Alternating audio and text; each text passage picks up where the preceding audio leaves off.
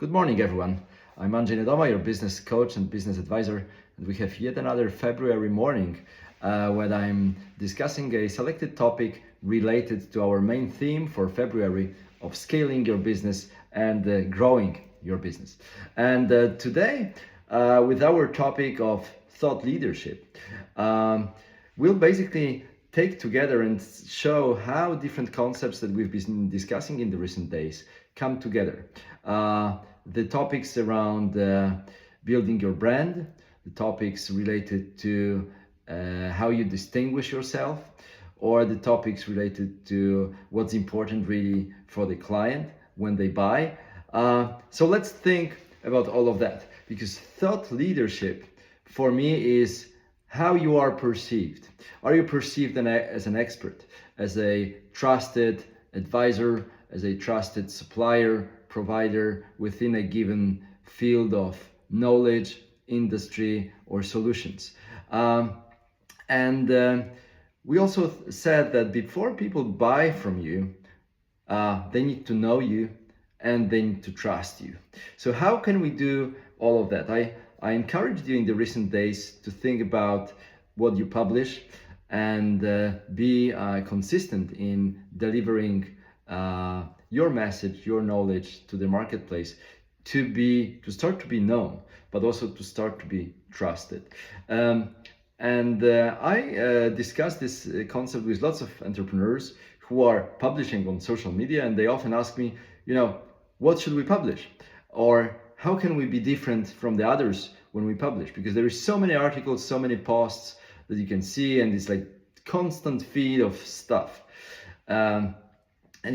Quite frankly, I think today it's not that difficult still to get distinguished on social media.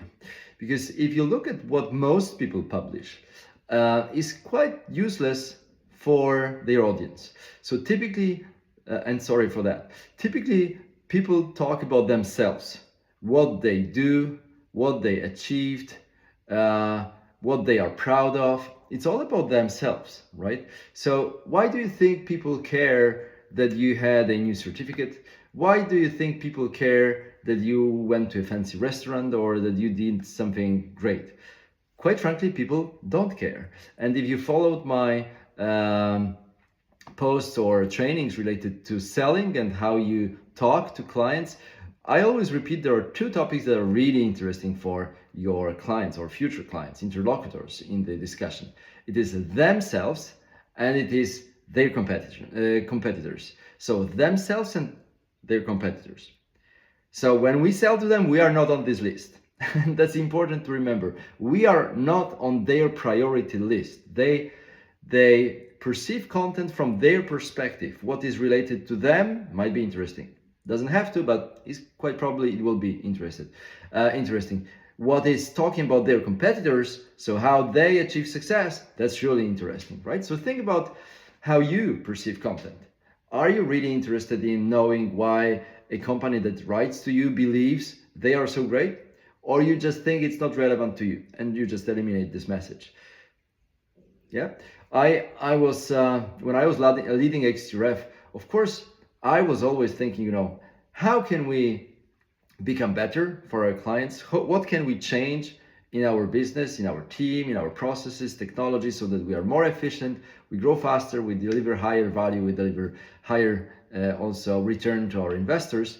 And I was super interested also to understand how our competitors does it, and is there anything that we should be inspired or we should do better or we should avoid, because learning on their experiences was very related to how we could show up better or win this race. And if you think what most of people publish, it's none of that. It's about their achievements. So when we say, how can we distinguish ourselves? It's not only publishing regularly unimportant stuff, but really talking every day about something which can be useful to your clients. Okay, it can be an information, it can be a perspective that you share with them but can be inspiring for them. It can be a teaching, a lesson, it can be a case study that they can relate to, that can somehow be used by them, or they can get inspired. It can be something that they find valuable in growing their business. It can be talking about their competitors and how you help their competitors, because this will maybe even create a kind of jealousy. And I like that in sales. When you say that you already work with customers like them, and this is how they benefit from your services or products, I think this is an interesting message. So get distinguished by what you publish, by what message you publish. And of course, the more this is thoughtful and this is inspiring and it shows interesting perspective, or it shows some new information or some new analysis or understanding that we can develop based on information which is maybe even in common knowledge,